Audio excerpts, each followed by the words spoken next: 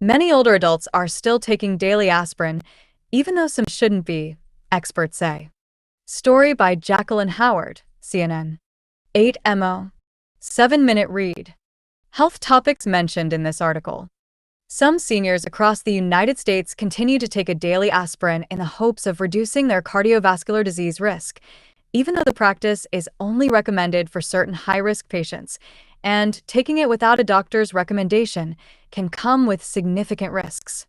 Cardiovascular diseases affect the heart and blood vessels and sometimes can lead to heart attacks or strokes. Most heart attacks and strokes occur when a blockage in the arteries, caused by plaque buildup, stops blood from traveling to the heart muscle or the brain. But here's where aspirin comes in. Aspirin helps thin the blood, which can prevent these blood clots from forming. That is why it had long been recommended to take a daily low-dose aspirin to reduce your risk. However, because aspirin thins the blood, it comes with the risk of excessive bleeding. In recent years, the medical and scientific communities have realized that the risk of aspirin may outweigh the benefits for many patients, especially older adults and adults already taking statins or other medications.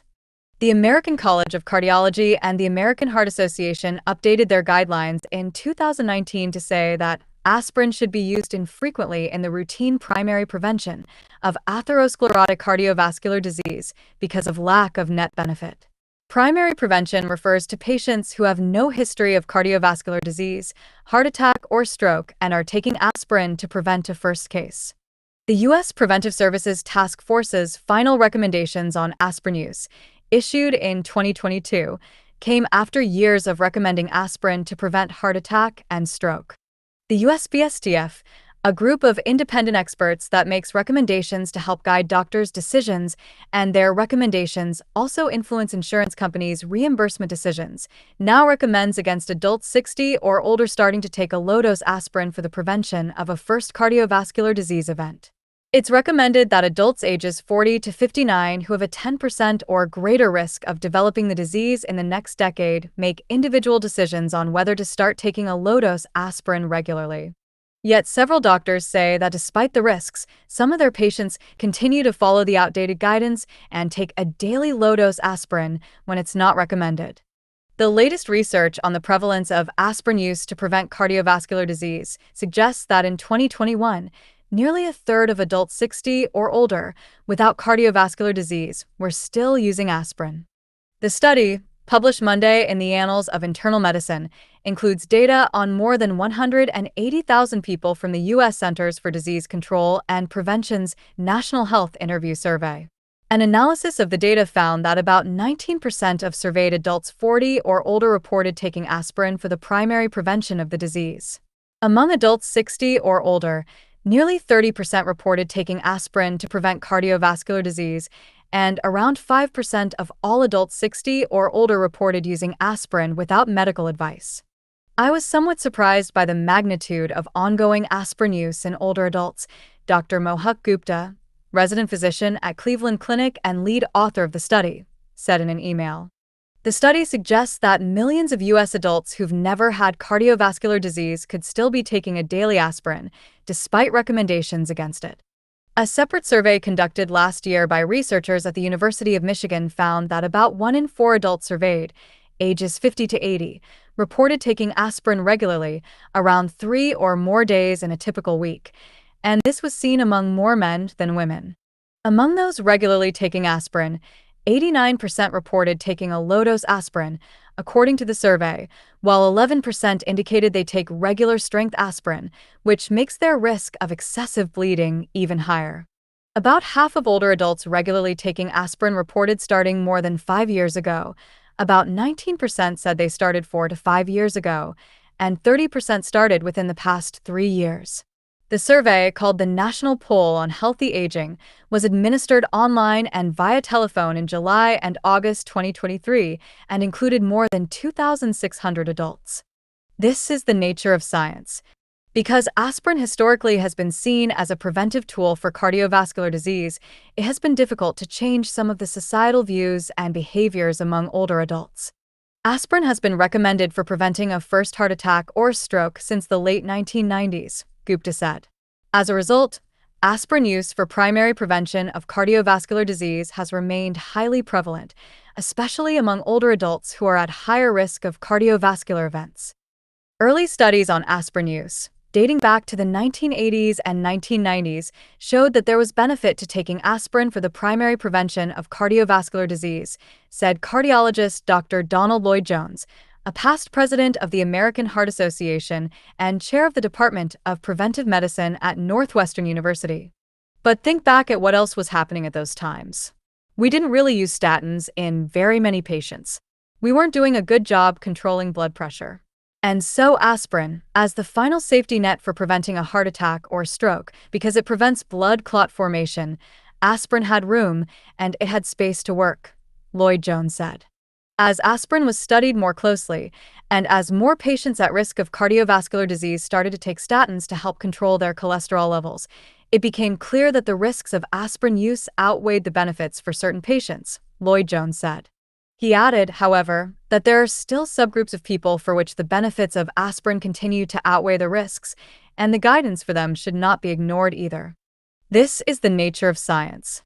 We make these broad recommendations for populations, but as we study individuals, we find that there are actually still situations where the benefit of aspirin, that is, the likelihood that we're going to prevent a heart attack or stroke, will outweigh the risk of aspirin, which is that we could cause major bleeding, said Lloyd-Jones, who is not involved in the new study on aspirin use among U.S. adults. It's really important that we're crystal clear and precise that people who've had a heart attack or a stroke or who have a stent should be taking aspirin, he said. I've had my own patients come back and say, "Oh yeah, I saw the news.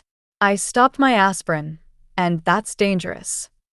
The American Heart Association's current recommendation is that no one should take daily low-dose aspirin without talking to their doctor first, especially if they have an aspirin intolerance, are at risk of gastrointestinal bleeding or hemorrhagic stroke, drink alcohol regularly, are undergoing any simple medical or dental procedures, or are older than 70. For people who have had a heart attack or stroke, their healthcare providers may want them to take aspirin to help prevent another event.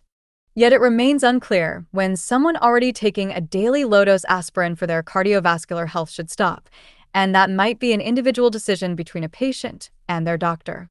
While guidelines recommend against starting preventive aspirin in older adults, there is uncertainty about the optimal age to discontinue preventive aspirin in those already taking it, as these two scenarios have different risk-benefit considerations, Gupta said. Communication gap is the chief reason.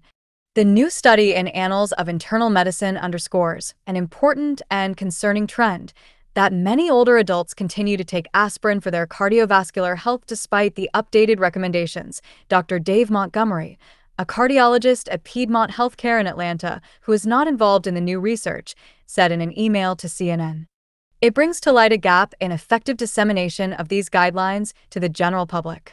The other alarming aspect is that many individuals are taking aspirin without the guidance of a healthcare provider, Montgomery said. The communication gap is the chief reason for this. The guidelines are clear and based on good science. We just haven't communicated this new guidance effectively or broadly enough, he added. The decision to use aspirin must be an individual one, based on the person's unique risk profile. No two cases are exactly the same, and I strongly advise that no one should make a change in their prevention strategy without the counsel of a medical professional. Dr. Howard Weintraub, a preventive cardiologist at NYU Langone Health in New York, said that he has seen among his own patients that some older adults continue to regularly take aspirin to prevent cardiovascular disease despite the shift in guidance. For those patients, Weintraub said that he can conduct tests to analyze their blood pressure, cholesterol levels, and weigh a personalized risk-benefit profile for them in order to recommend whether they stop taking aspirin or continue to do so. For some patients, the risk of excessive bleeding that comes with taking aspirin regularly outweighs the benefits. The drug that they may feel to be very benign may have some baggage or potential adverse events, Weintraub said. But for others, aspirin may still be the right choice. Regardless, any patient taking aspirin regularly should discuss that behavior with their physician, Weintraub said. They should disclose that they're using it. They should have a conversation with their primary or cardiologist, whoever is in their mind trustworthy, and come to an understanding as to how they should go forward, Weintraub said. Adopting a more personalized, individualized course of therapy may have a great benefit. And to reduce the risk of cardiovascular disease, Weintraub recommended that people stop smoking if they smoke, lose weight, eat healthy foods, control their cholesterol levels, and try to prevent high blood pressure.